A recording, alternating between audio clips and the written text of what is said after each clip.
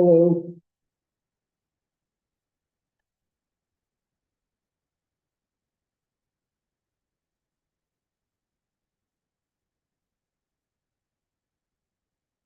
And it's time. Welcome back, folks. We're now in week 6. The big thing we're going to be doing this week is really just shoring up all of our major techniques for differentiating functions. We look at I don't like how it's called basic rules. We looked at the really important rules, is probably a better way to say it, for differentiating in section 3.3. And we'll revisit the last 3 parts of example 4 that we left. 3.4 then is going to introduce 2 major techniques, the so-called product rule and the quotient rule. And 3.5 will be the final major new technique, which is the chain rule. We'll still pick up other formulas because we're going to look into differentiating logarithmic functions in section 3.7, but 3.3 through 3.5 are the major ideas for differentiating functions. So Thursday, we'll have quiz 4 due. This one's pretty much based on 3.3. And for quiz number 5, I'm thinking I'm going to base it kind of on a mix between 3.4 and 3.5 type problems. But any questions at all, folks, before we start our work for today?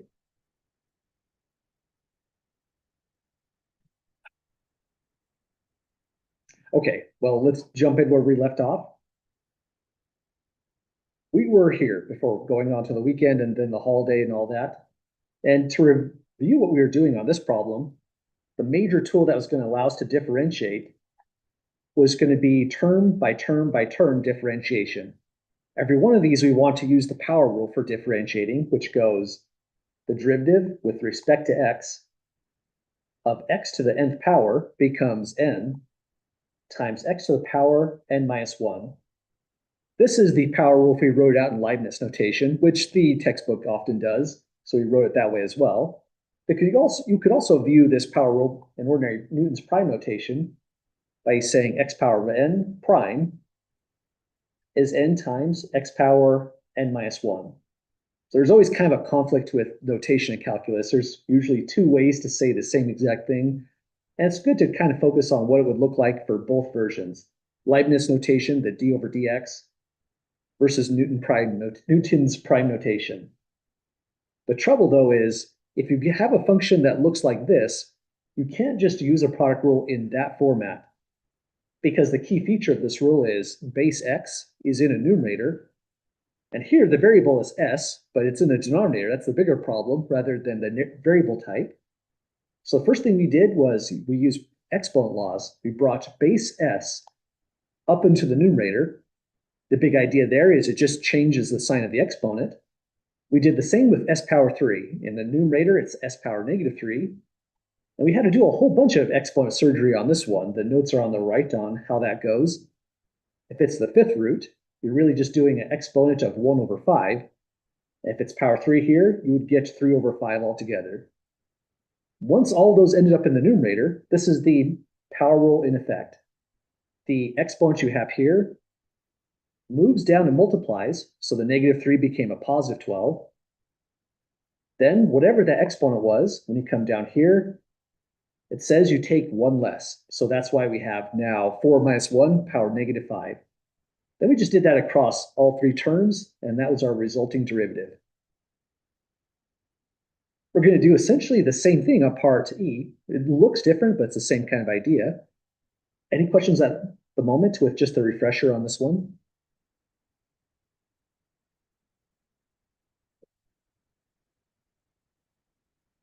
Okay, let's give this part E a try.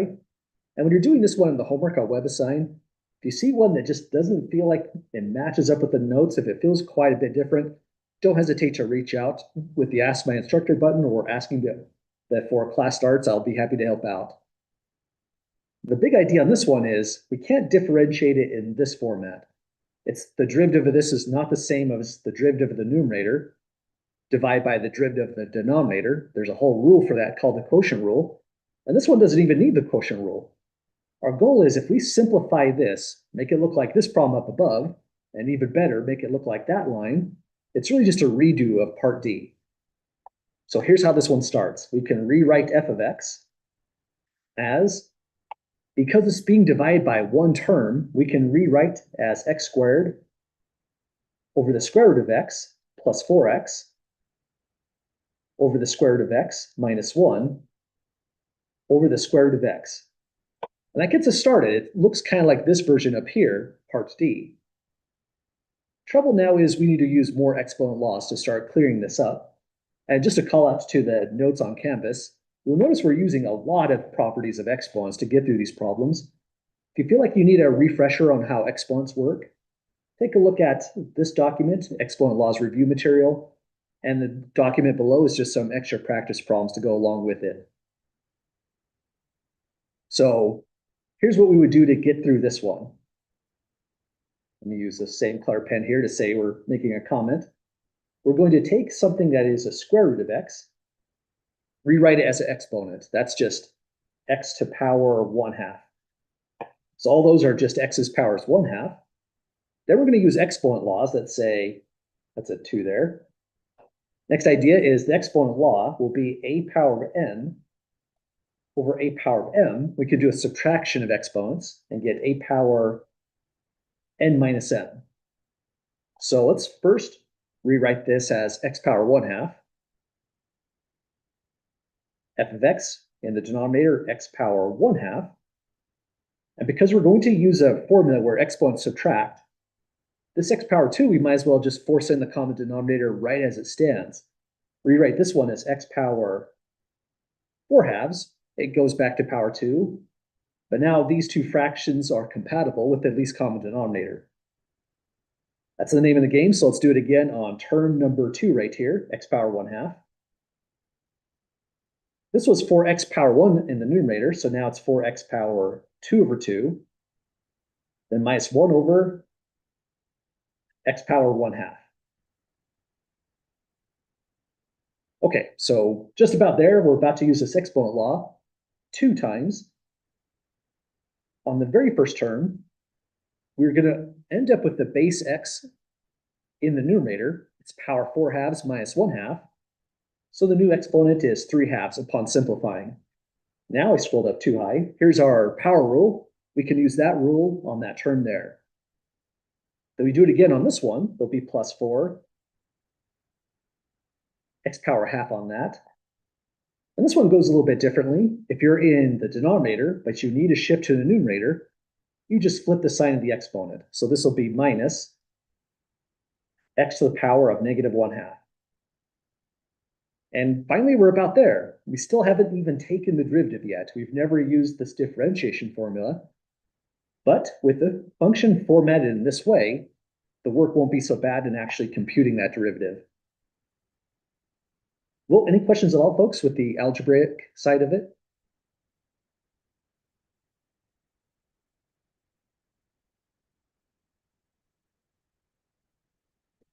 Okay, well, here's a differentiation side of it, finally, the calculus portion. And it's the same old trick that we've seen pretty much all these notes. If you see a power 3/2 there, the power rule says 3/2 goes where this n is as a coefficient. If there's something in front of it, multiply it. So we get 3/2 x to the power of, we go 1 less, but that's just going to be 3/2 minus 2 over 2 for power 1/2. And that's the new exponent on x. Then it's the same song and dance on the second term. We can do it once, we can do it for all terms. Does that look right to folks on that first term down?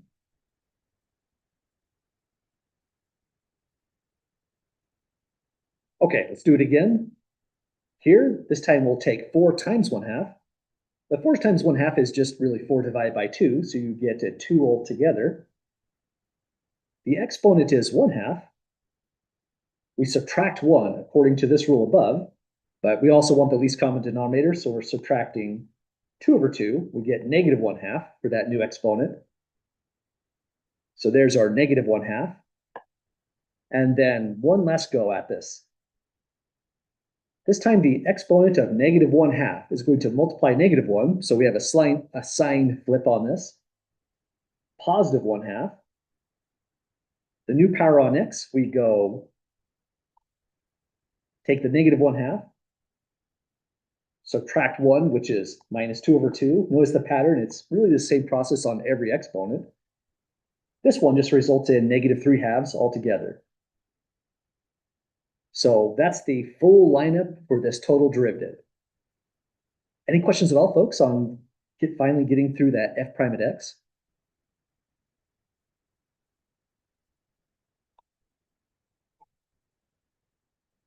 Okay, well, there's kind of a theme on these, if you might have noticed. A lot of the problems in the homework, you can just go right at it. But for plenty of the problems, there's a little bit of algebra that has to happen first. Part D was all about just moving the base into the numerator, navigating the radical notation, the fifth root.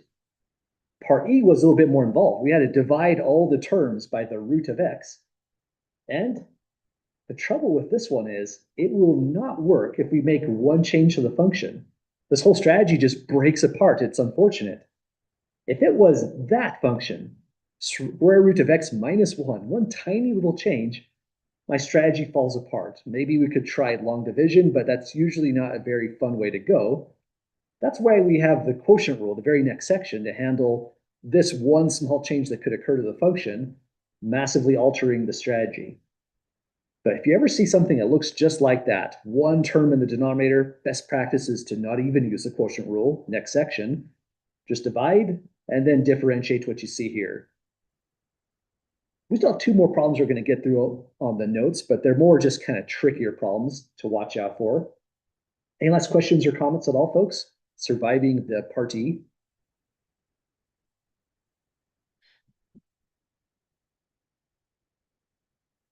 Okay, so here's the last two problems, and then we'll turn over to the next section, product rule and quotient rule. So part F, part G are meant to be pretty tricky. That's a comment that doesn't belong. Let me remove that. And here's why part F is tricky. The variables are funky, so that does not help, right? But another issue is if you see a base e exponential, in these very notes at the top, we have a formula for that. If the formula is y equals e to the x, then the derivative is going to be y prime equals e to the x. And that's our formula that we're going to work. But that's not the same kind of scenario, right? That's e to a variable plus 1. Sure, the variable's different, but that plus 1 kind of throws things off just a little bit. Differentiating e to the power w plus 1, well, that might or might not be the same. So let's do some algebra to show how to actually use this rule directly for something that looks like that. First thing we can do is we have another exponent rule that goes, if you see something along the lines of a to the power m plus n, you can actually factor that. That's just the a to the power of m times a to the power of n. That actually applies here. If you see e to the power of w plus 1, e to the power of w plus 1 can also be factored as e power 1 times e to the power, let's control z that, e power w. The exponents add up, getting back to w plus 1. Just like if you take a power m times a power n, exponents add up there. So first strategy is, if we want to use this formula exactly in that format, base e to a variable, you've got to make it be just the variable, no plus ones. So let's rewrite and call this z equals e times e power w plus w. Now that it's in this format, the rule that we see on the right does apply. Derivative of e to the power of w will just be e to the power of w, much like the derivative of e to the x is e to the x, kind of a fantastic rule, but this is just a tricky problem to work it in. But then it's even more tricky because it's also the constant multiple rule. That base e is just kind of weird to look at, right? So let's do another analogy here. Let's break this down even further. Suppose you had a problem that goes y equals, say, 5 times e to the x. If you have to differentiate something that looks like this, it's not so bad. This is the constant multiple rule. The punchline to the constant multiple rule is, if you have a constant, 5, that's multiplying, no change upon differentiation. It'll just multiply the result of the derivative here on e to the x. So that'd be 5e to the x, and we'd be done on this one. This is just an easier problem to visualize because the constant's 5, a nice round integer, The exponential involves variable x. We're used to seeing x's. But this one is strange, right? The variable is w. There's something in front, e, but e is also constant. It doesn't matter how fancy that constant is, square root of pi, e is just another constant like 2.71. The idea is the same, much like how this was a constant here. So if we go to differentiate z, now in this format, z prime becomes, because e is multiplying right here, it's the constant multiple rule, and you just get e. Then you differentiate e to the power w. This will give you times e power w. Then the sum rule takes over. We have plus another variable w, and the derivative of w is a 1. So that's our answer so far. It's e times e power w. But if you combine e times e power w, you get back to this. Z prime equals e to the power w plus 1 plus 1. That's this rule right here, but going backwards now from the right to the left. It tells us maybe we were being just really specific here when we put in w plus 1. We got w plus 1, but sometimes this actually matters on what is up there in the exponent position. So this one is kind of a preview for later. This is where we're going to need the chain rule. Even though we were really careful this time, this is a pattern that does not always work. E power w plus 1, if you do one small change with that, say you had the function y equals e to the power 2 w plus 1 plus w, this goes differently, and we have an entire section. Here it is, the chain rule, that's going to tell us in high level of detail exactly the way this one is going to go. But here's the short version of this answer. We'll get y prime equals 2 times e to the power 2w plus 1 plus 1. Something new does come up with this one, an extra coefficient of 2. And we'll save that section 3.5 to discuss exactly how that comes up. But the big takeaway is, if you see something different there, sometimes you would get something different down below. It's not a guarantee that it was just simply put x plus 1 to get x plus 1 on this formula. Because one small change, a 2 there, causes a 2 to come out in the answer for this derivative. But at the end of the day, if you see something weird like this one in the section notes, this is, or excuse me, the section's WebAssign homework, this is what the answer is going to look like. Any questions at all, folks, getting through the part F? Oh, sorry, I think I missed a chat there. Why is, oh, that's a great question on that one. The reason for the 1 right here is, if we had a function, say, y equals x, we can use the power rule on that one. We can say, throw a coefficient, or excuse me, an exponent of 1 on there. When you differentiate y equals x power 1, we'd have the 1 come down as a coefficient, multiplying x to the power of 1 less. So now it's power 0. Then x to the power 0 becomes a 1, and you just get y equals 1 altogether. Naomi says, I'm a bit confused on e to the power 1 multiplied by,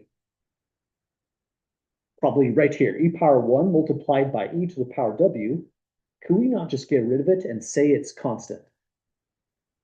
Are you looking at, say, maybe, oh, hang on, I'm confused. Oh, yeah, I think we got it right, here to here.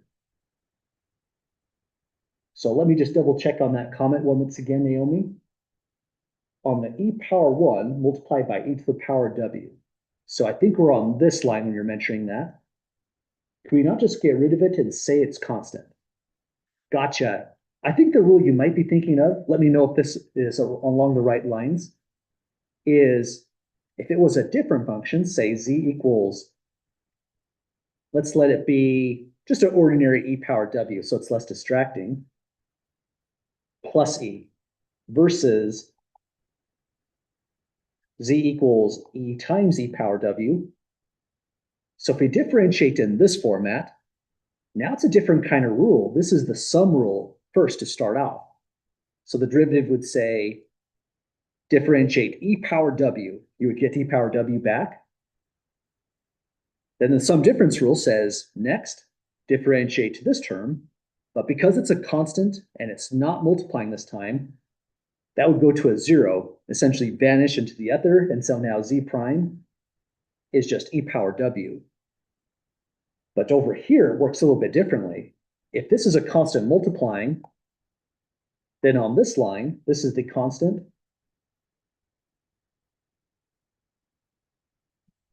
Multiplication rule.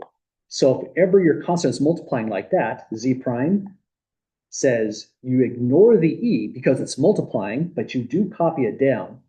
Much like the 5e to the x, if you differentiate this one, 5 is ignored. In fact, in the sense that it doesn't go to a zero, it just gets copied down on the next line. And then you go times e power w. Does that make sense with that question there?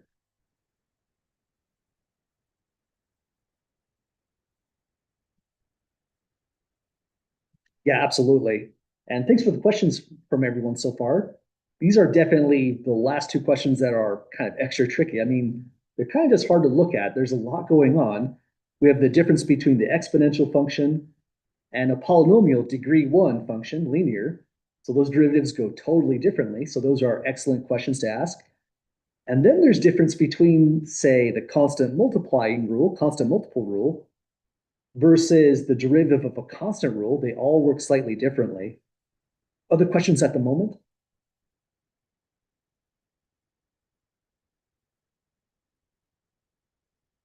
I somehow have my hand up. I don't know how to put it down. That's so weird. I think this happened in last class too. I don't know how that happens, but somehow I'm stuck with my hand in the raise position. Sorry if that's a distracting. Well, we have one last one to give a try. Y equals 3e power 8. Anyone see what this one should come out as? That was meant to be a question mark.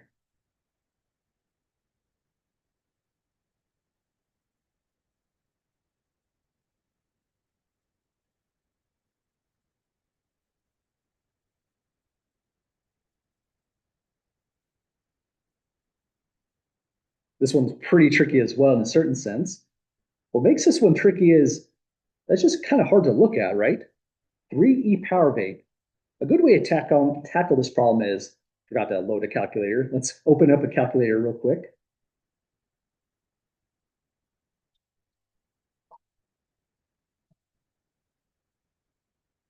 Just throw that thing in the calculator.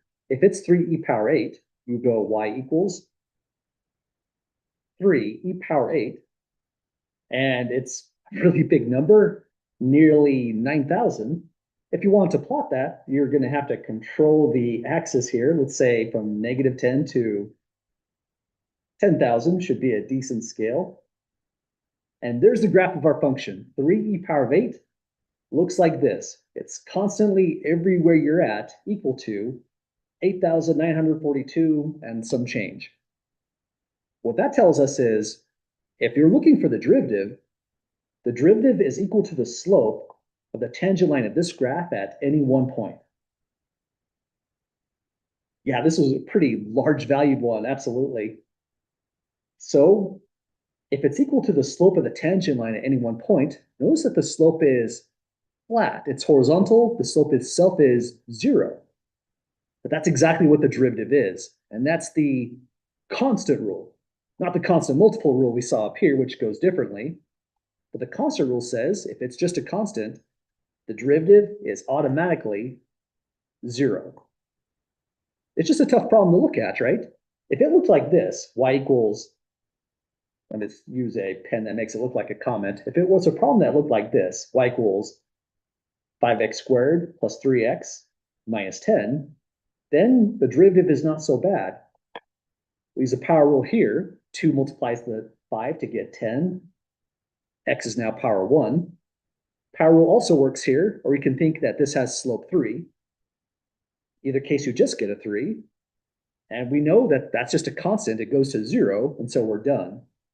But when you look at that, that's just kind of what we're trying to do in this section, train our eyes to see it as a constant to know if there's no variable x whatsoever, the derivative is automatically zero. Let's add that as our final comment on this note, on these notes. Constant, since x is not present, and this is the reason we automatically get a zero derivative.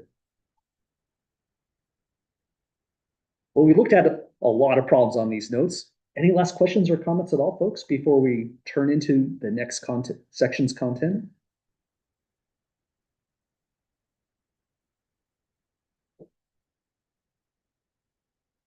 Okay, let's save this up.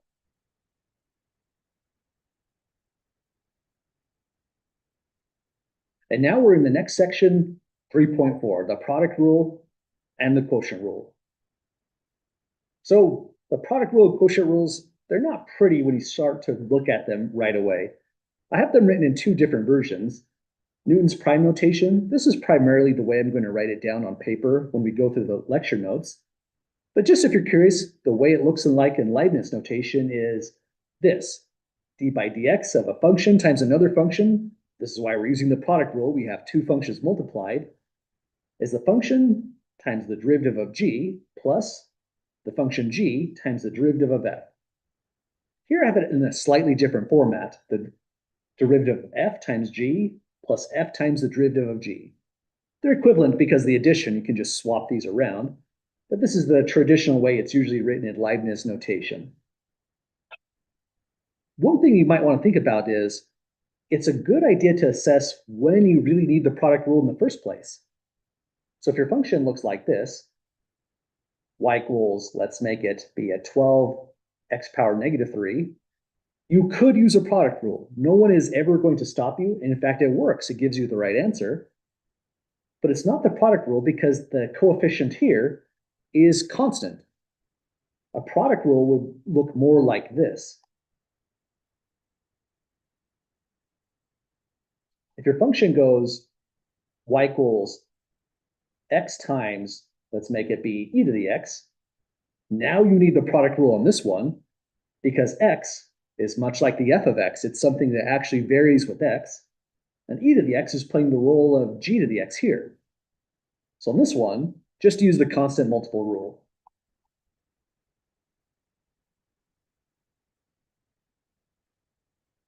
And you would never lose points if you use a product rule on this. It would just take a lot of additional time.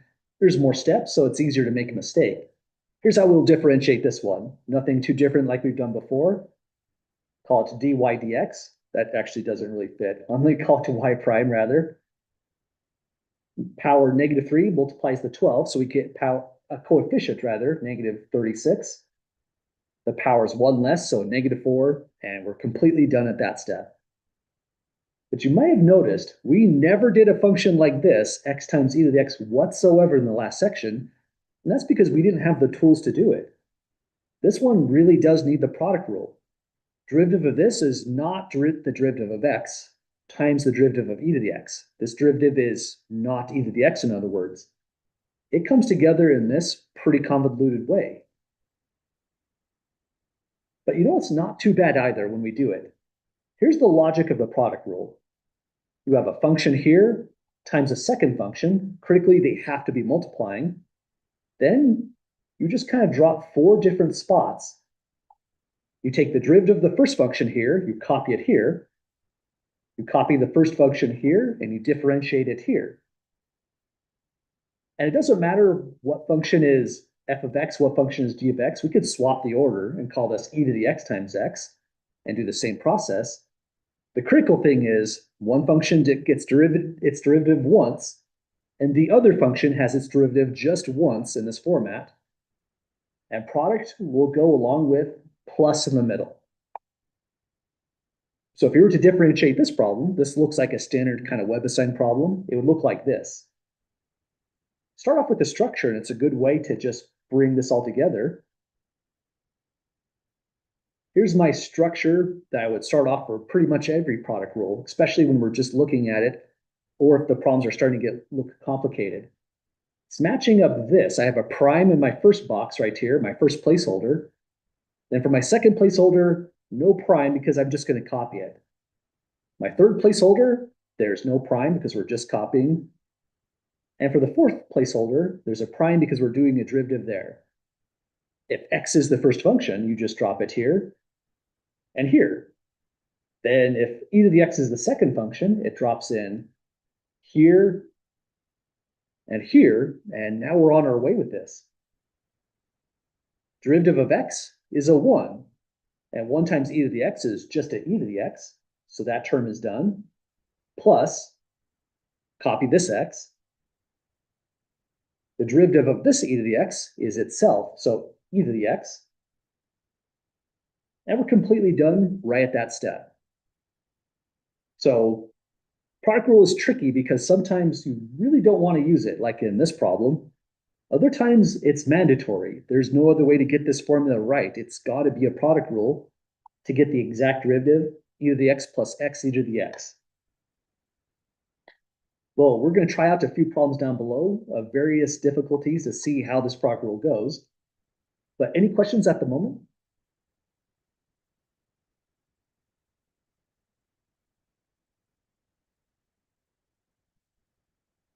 Okay, here's the other thing that's really interesting about the product rule. Even in section 3.4 on the WebAssign homework, you might look at problems where you think to yourself, I don't need the product rule for that, and you're probably right if that thought ever occurs.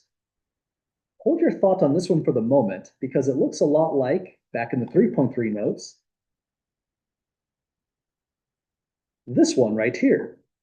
We never use the product rule on this one, and it was a kind of a tricky one to expand because there was 3 functions really. There's the root x function, a linear function for the second one, a linear function for the third one, but once we expanded it all, that was a fast process in just differentiating this whole result.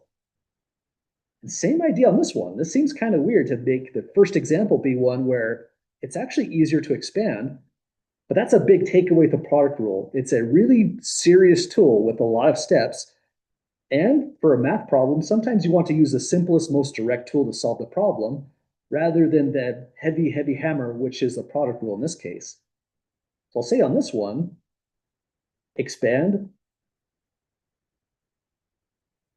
and differentiate. In other words, we're not going to use a product rule on that one. But it's a different story on part B. If you have an exponential e power t times the square root of t, it's not any different than the problem that we started off with. This one requires product rule. There's no way to simplify this further to get away from that fact. So it requires product rule on part B. So first think of part A as kind of a warm-up problem as well. We're revisiting what we did on problems in 3.3, but the big takeaway is don't always use the product rule. Use it when it makes the most sense. So we want to expand and differentiate this, but it's not in its most convenient form to expand in the first place, so let's rewrite it a little bit first. You can re-express y as 3 times x power negative 1. Let me fix the penmanship there a little bit. Plus 5 times x power negative 3 multiplied by x minus 1. Now we're just going to FOIL this thing out. Because x is kind of easier to look at, I'm going to FOIL like this. Multiply here to here. You would get 3x power negative 1 times x. Same idea, multiply here to here. Plus 5x power negative 3 times x. And if you put x power negative 2 right on paper here, I think that's a great shortcut to take. But we're just showing the exponent law as an additional step on the notes. Next, we're distributing negative 1 here, so it's going to be minus 3. X power negative 1. Distributed here, minus 5. X power negative 1. So once we get here, let's see. We don't exactly, hang on, I wrote something weird. That's 5x power negative 3. Let me fix that. was gonna say we don't have like terms, but now that I have the right thing on paper, sorry, that was this last product. That to that is 5x⁻³ I put a -1 for some reason. But hey, we do have like term, or do we? No, not quite. These are different terms. That's okay, let's keep on working through. On the next line, x⁻⁻1 times x, well, that's just 1. So this becomes a 3 altogether.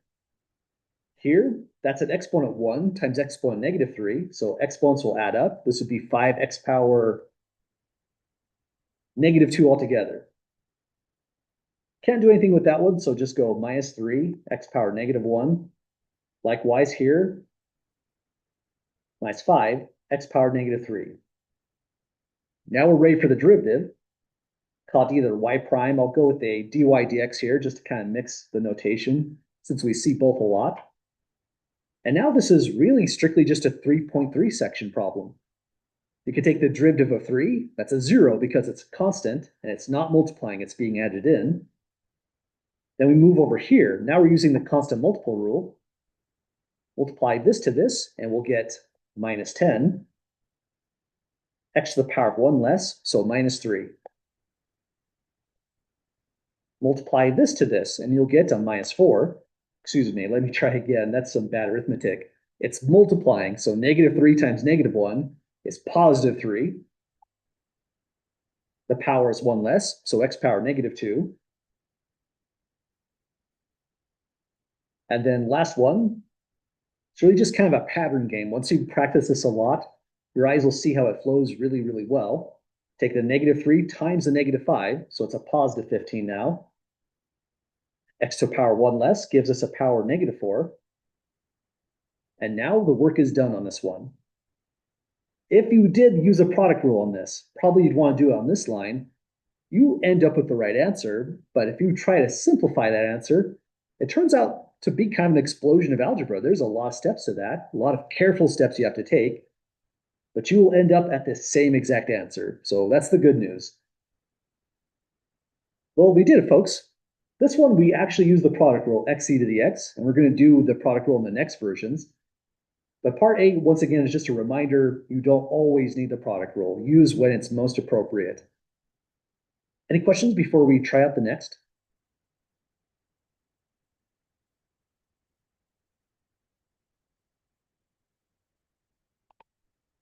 Okay, well, what's the difference between part A and part B? I said part B requires the product rule. The difference was when we expanded this, we ended up with a constant, then a constant times a function, another constant times a function, and yet another constant times a function. So we just use the sum difference rule, constant multiple rule, a whole bunch of times to get to the answer.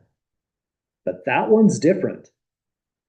When you put e to the t next to square root of t, that's not a constant, e to the t. 9e to the t is an entire function outright, multiplied by a whole nother function, root t.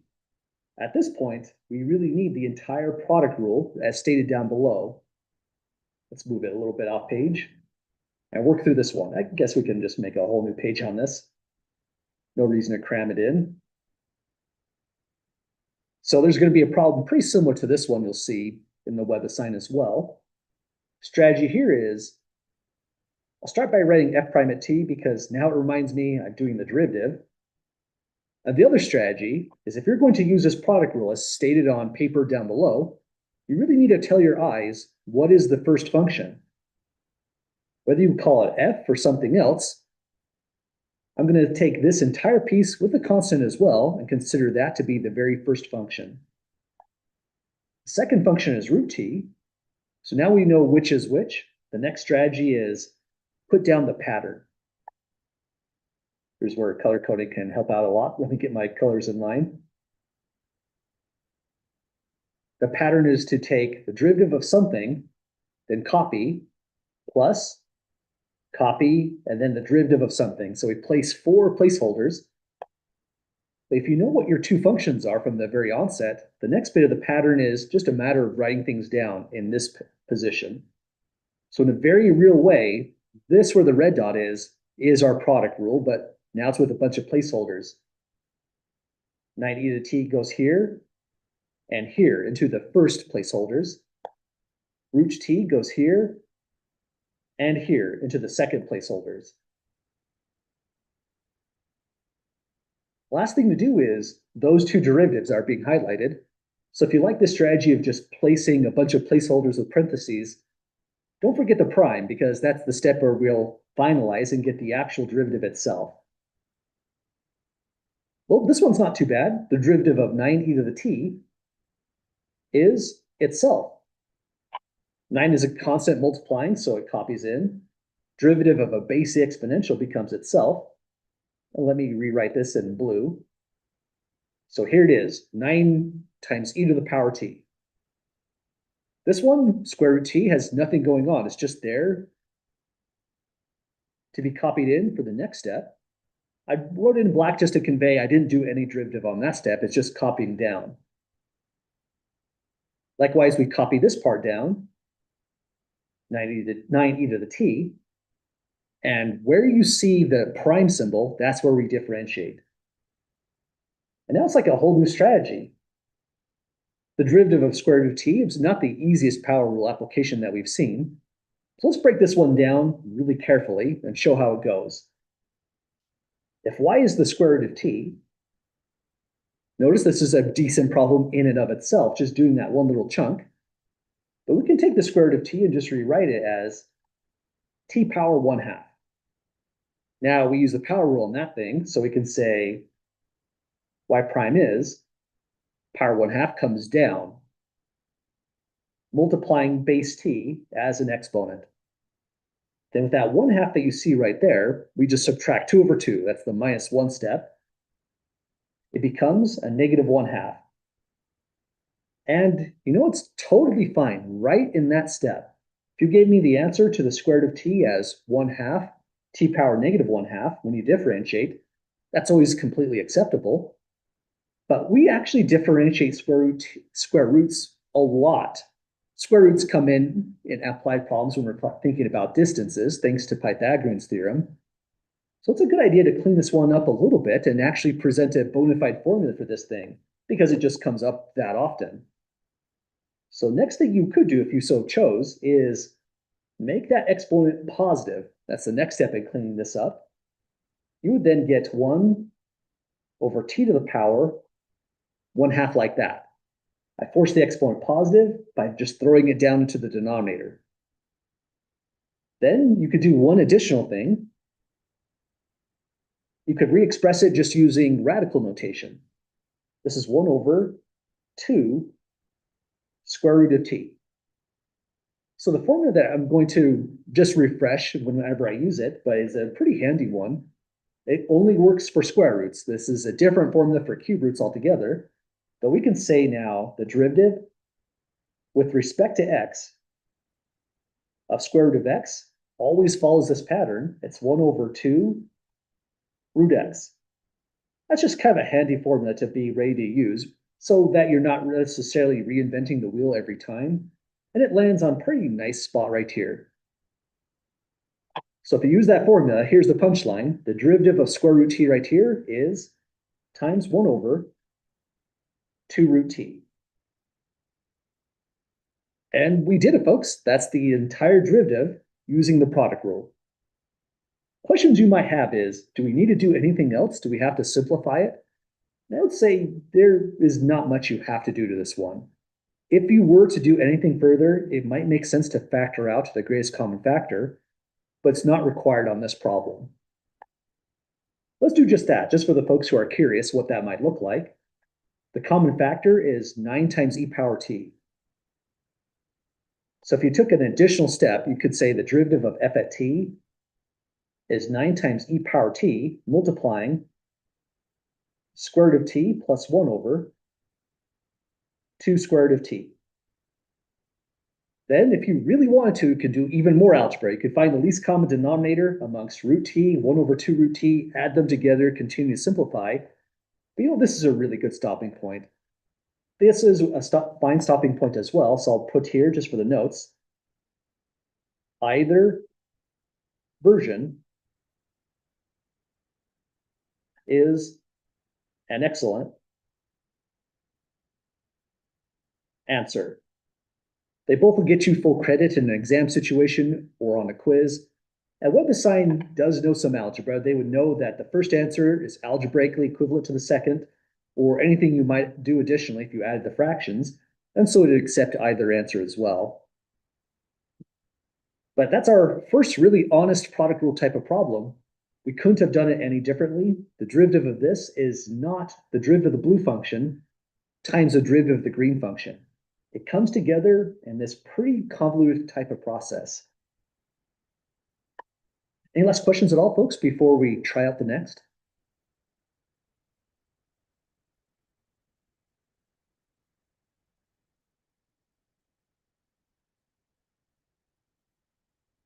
Okay, by now we're probably thinking the product rule is weird, right? It has a very specific formula. You might be wondering, how in the world did people land on this rule? The way they got this is they had to do the following. And you can see the reading the book. This is a derivation that's broken down. To prove this right here, you have to take the limit as h goes to 0 of f at x plus h times g at x plus h minus f of x over g of x divided by h, because that is the full-on definition of the derivative right here.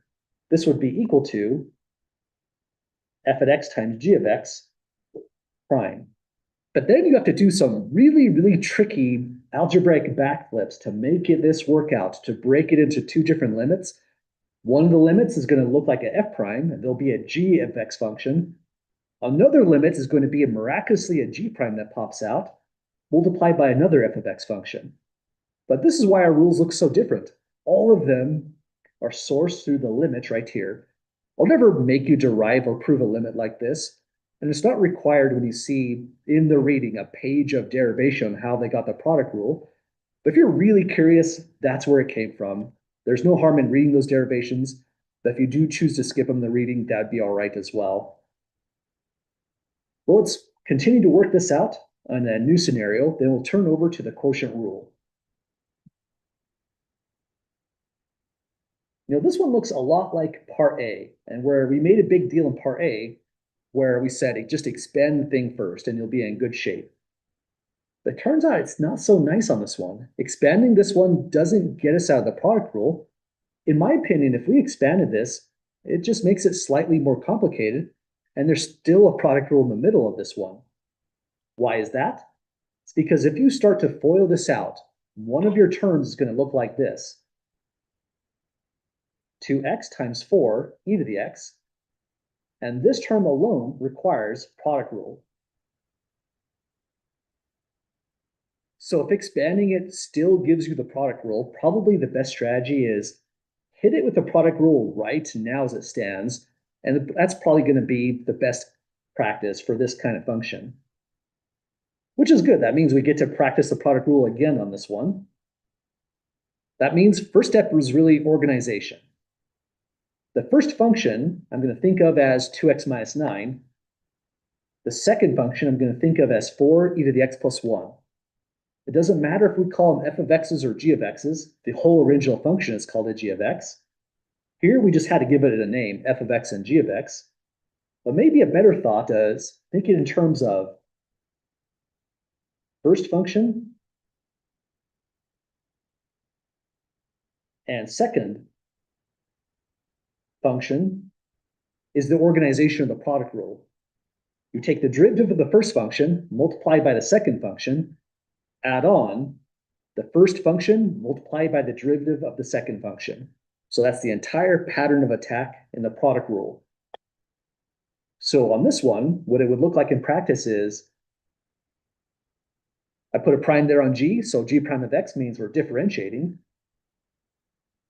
4 placeholders, just as before.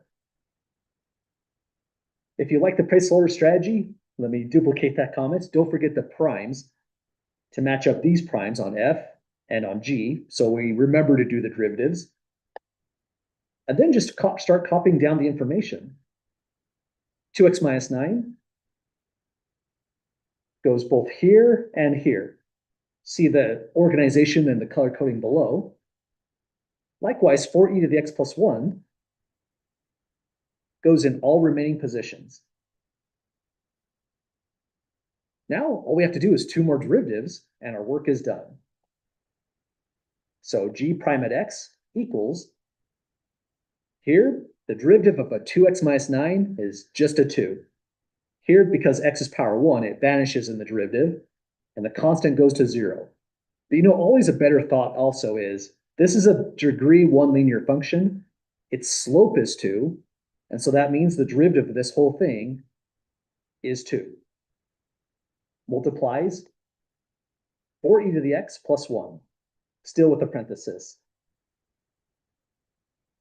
plus, here, no derivative. We copy it down, 2x minus 9. But here we do differentiate. The constant multiple rule takes over on this one, and you get 4 times e to the x, or just 4e to the x like that. But then we're done. The derivative of a 1 goes to 0. That's a constant here. There's no constant multiplying another function. If it's just a constant, I almost threw my pen away. If it's just a constant, not multiplying any function that depends on x, it just goes to 0. So there it is. It's totally done at that step.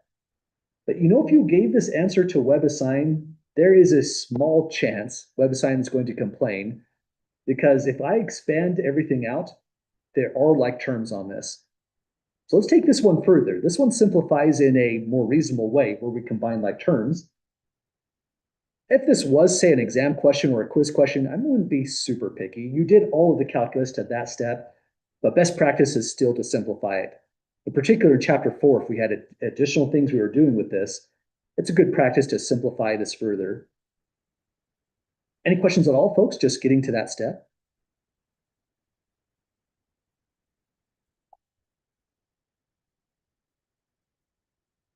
Okay, last steps are just some routine algebra.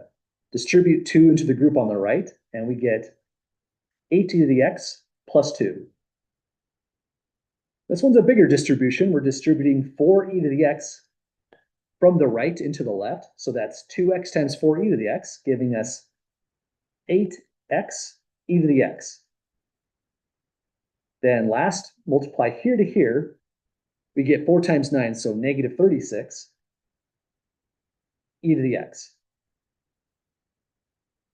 And there's not a lot of like terms, but on the far left and the far right, those are like. So we can say 8 minus 36 is going to give us negative 28 e to the x plus 2, no like term for that one, and no like term for plus 8x e to the x.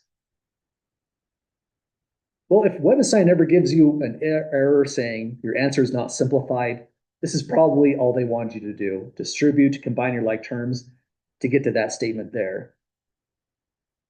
But we did it. That's another product rule down.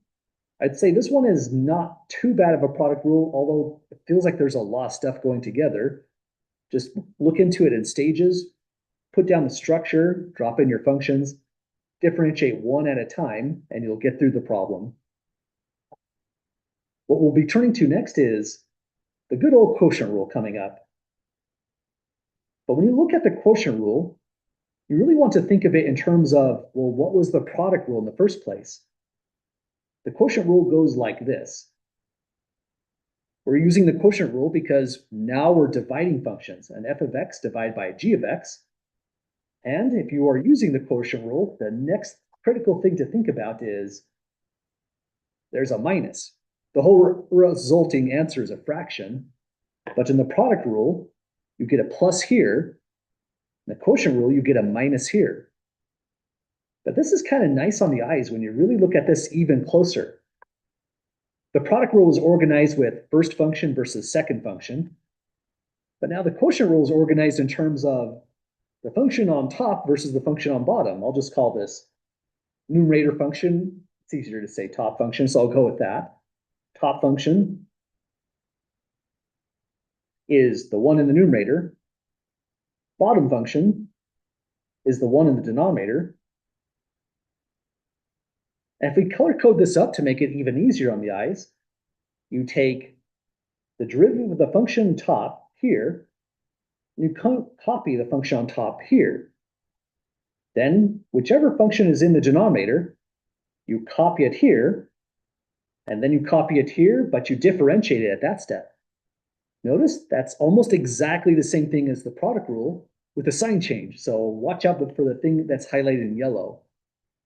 The final thing is you divide by the function to the power 2, non-differentiated, completely unadulterated, copy it in that spot. So g of the x gets copied twice and then differentiated once. F is copied once and differentiated once. But this is kind of a nice thing for our eyes. The order is the same, the sign flips for the quotient rule. You divide by the function squared. Those are the only two changes. Any questions at the moment on quotient rule as we see it?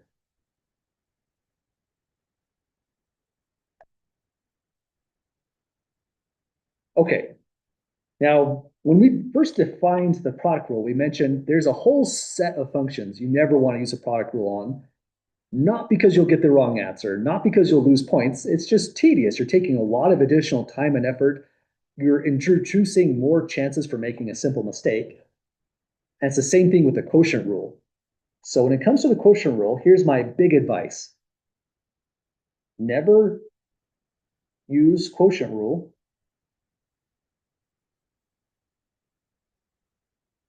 on these. Any function that looks like this. Y equals, we'll write down a particular function, 1 over x power 8. And it absolutely works. You can use a quotient rule on this. You will get the right answer. Nobody will stop you. I will never take off credit. I might make a small comment to show you there's an easier way because it'd be rude if I didn't. But the quotient rule works. The top function is constant 1. The bottom function is x power 8. The reason we never use a quotient rule on this one is you can just reformat the function. Y equals x to power negative 8. Use the power rule, it's negative 8, x power negative 9. And if you use the quotient rule, you'll get exactly that, but it's a lot of steps. You have to simplify it down with more exponent laws. But this one takes just a moment to write down and get to the answer. So if you ever see something like this, you definitely don't want to use the quotient rule on it. And to extend even further, if it looks like this, there's one term in the denominator, you probably don't want to use the quotient rule on that either. This one's harder with quotient rule, it turns out. But when quotient rule works, it really works. This is a dead giveaway. It's a quotient rule because it's not a constant in the numerator, like the constant 1 or 10 or 5 or anything whatsoever. The denominator involves two terms, not just one. So this alone tells us we must use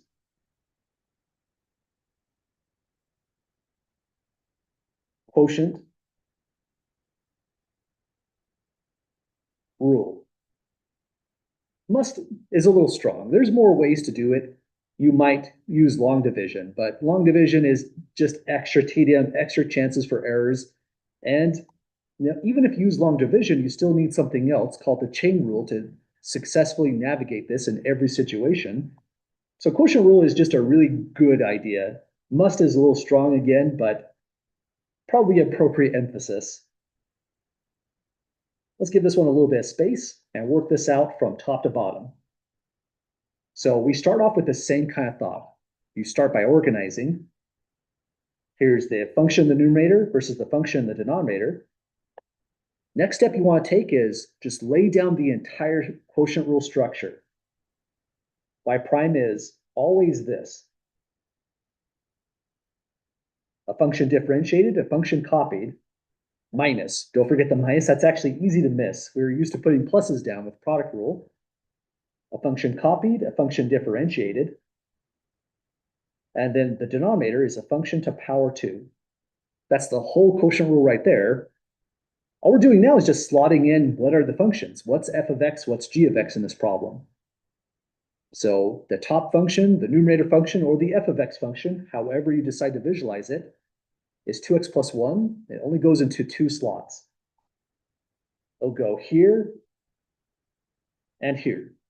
And once you get the numerator function slotted in, Everything else is just the denominator. So lots of copying, but we know exactly where everything else goes. X plus 3, x plus 3, x plus 3. Just don't forget the power 2 on it. All we have to do now is a couple fast derivatives, simplify it a bit, and we'll be completely done with this problem. But this is the big step right here, just getting it to that format. Any questions at all, folks? Getting it to that step here?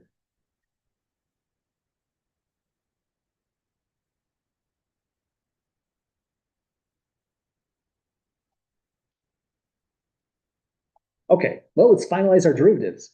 It's really a nice derivative in a certain sense. Derivative of 2x plus 1, just a 2. Copy x plus 3. I'll go to black to say I'm copying. I didn't take a derivative. Copy 2x plus 1. Derivative of x plus 3, that's just a 1 altogether, so we get times 1. So if you didn't even write anything in, that's fine too, but this is a paper trail in the notes to say we didn't forget to differentiate it, but the derivative of x is 1, and that's a constant added in, not multiplied, so it went to 0. The denominator is x plus 3 squared. I'll simplify the notation, just go like this. If you kept it in the bracket, no harm done. Now this does simplify, so all that's left is a little bit of algebra. So let's distribute the 2 in to start. 2x plus 6. Distribute the negative in, minus 2x, minus 1. Divide by x plus 3 squared. And now combine our like terms. 2x cancels, 6 minus 1 gives us 5, over x plus 3 to power 2. So we did it, folks. That's the quotient rule. Any questions at all getting through this one?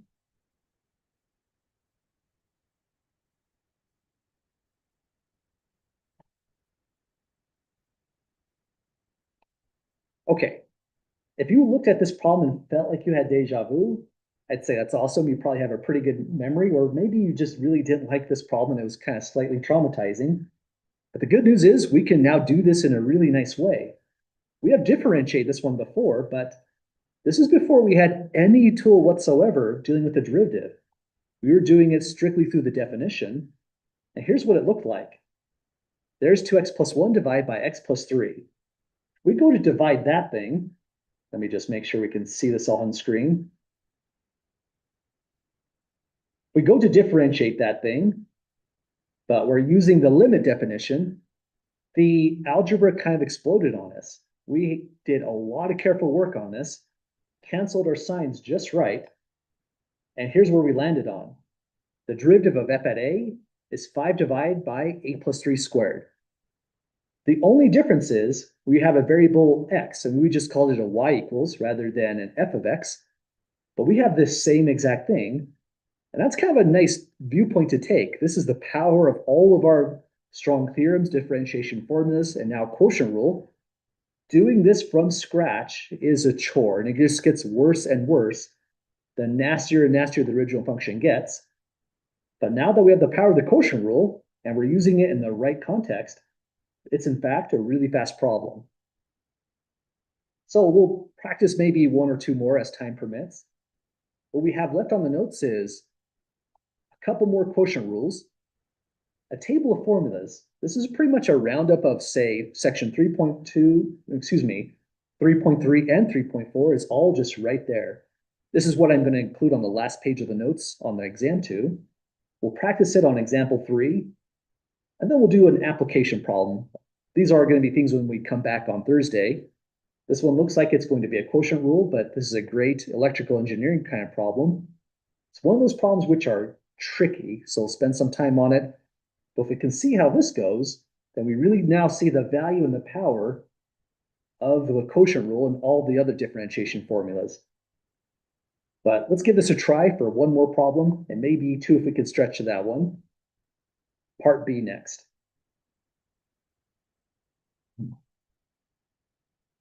Make sure we have some space. Here's our next new powerful tool to use. Might as well just let this walk along with us on the notes. First step we'll do is, oh geez, what did I do? Let me bring that back.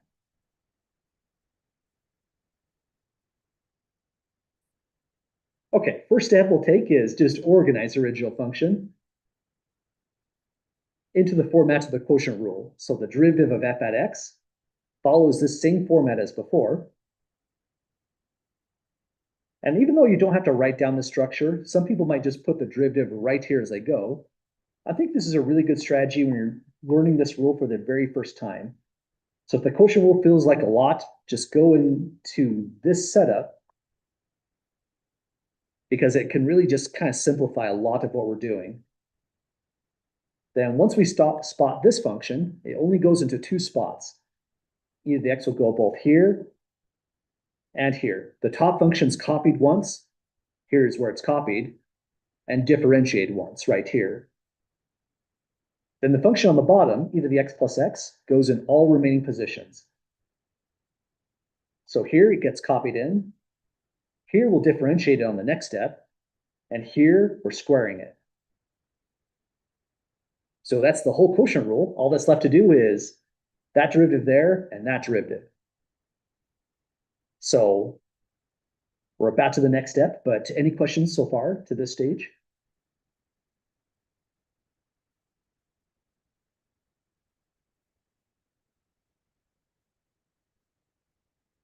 Okay, so now we're on our way, and it's kind of a nice problem. There's a lot going on. It's a complicated function, but for differentiating e to the x here, derivative of e to the x is just itself. And so that's a nice start. You just copy in e to the x. Here, this is indicated, just copy whatever you see. E to the x plus x minus, copy some more. We can drop parentheses on this one. And this derivative, this one turns out to be kind of tricky. It's tricky because what you write down in the next step absolutely still has to have parentheses. That's the trickiest thing about it. Without those parentheses, we're not going to get the correct algebraic form. Derivative of that e to the x is itself. But then we're adding a function, so we go plus derivative of x, which is just a 1 on that. Then down below, e to the x plus x squared. And by the way, just another extraneous comment. When it comes to the denominator, you never are required to expand. In other words, you don't have to write e to the x plus x times e to the x plus x and FOIL out the whole thing. You'll get the right answer if you do, but it's actually more simplified just like this in its factored form. If there's any way, shape, or form that this fraction actually reduces, it's better that the denominator is in its factored form because then we'll see the common factor. I don't think this one does reduce, but this is an important comment because that's a lot of additional algebra, a lot of additional copying. If you made one tiny mistake there, but all of your calculus is perfect, then WebAssign complains, and that can be just really frustrating. So this is a really good practice. Leave the denominator factored as is. There's almost never a reason I can think of why we would expand it. But this simplifies because if we do expand the numerator, we get like terms. So now we're just simplifying this whole problem together. We've got the right derivative, and I probably would accept that for full credit in a quiz or exam setting. The WebAssign requires us to go a little bit further, so we'll do that as well in the notes. First, multiply here to here. That's tricky because that's already an exponent law. That's e to the x times e to the x. Comes out as, recall the exponents add up. It just looks more abstract with an exponential function. It just turns into x e to the power 2x. Add the exponents. So e to the power 2x here. Here we have base x times e to the x. So that will just be plus x e to the x. Then continue the distribution. Here to here is going to be minus e to the power 2x once again with that exponent law. And here to here is just minus e to the x. So that was valuable doing that distribution. We'll have a like term in the numerator, which means it simplifies just a tiny bit, not a whole lot, but there's a nice cancellation there. So f prime at x I'll let this always be your judgment call. WebAssign accepts both answers. Some people will give me an answer, x times e to the x minus e to the x. Some other people might factor out e to the x, and either version is completely appropriate.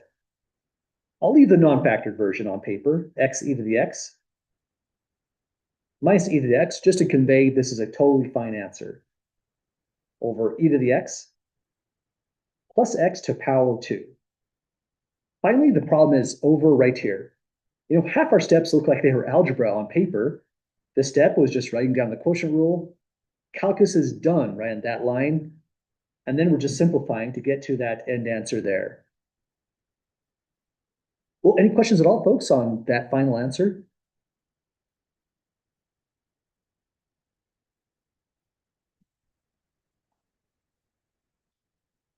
Okay, well, so far we can differentiate a lot of pretty tricky functions. But there's still one category function that the quotient rule, the product rule, none of our fancy formulas still can actually help us with. So this will be a preview for later, but this is a good food for thought.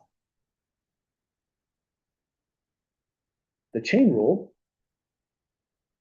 that's section 3.5 we're getting into, is required for this radically different kind of function, something the product rule won't work, quotient rule doesn't work on. Nothing we have is going to work on this. We need a new idea. And that's this function, y equals square root 3x minus 5. And it doesn't look that bad. In fact, we've differentiated the square root of x before. What's wrong about this one? There are two functions related not by multiplying, not by dividing, but through function composition. This is a function 3x minus 5 composed with a square root function. Now, if you have a function composition like this, and we can't simplify it because there's two terms, the square root doesn't split across two terms, then we need a whole brand new idea. So these are going to be the new category of functions that we'll have to look into in the next section as we look through the chain rule. But for the moment, we have a large category of functions that we can differentiate. And when we come back from class, we'll try out this new one with the quotient rule below. This one's a little bit more challenging, so this is a good one to come back when we're a little bit more fresh. Well, any last questions at all, folks, with the last problem we ended on?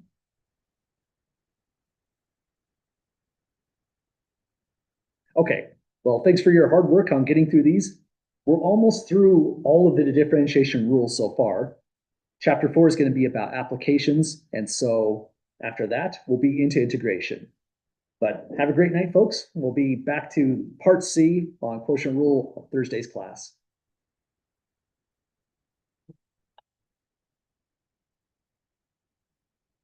Thanks. Have a good one, folks.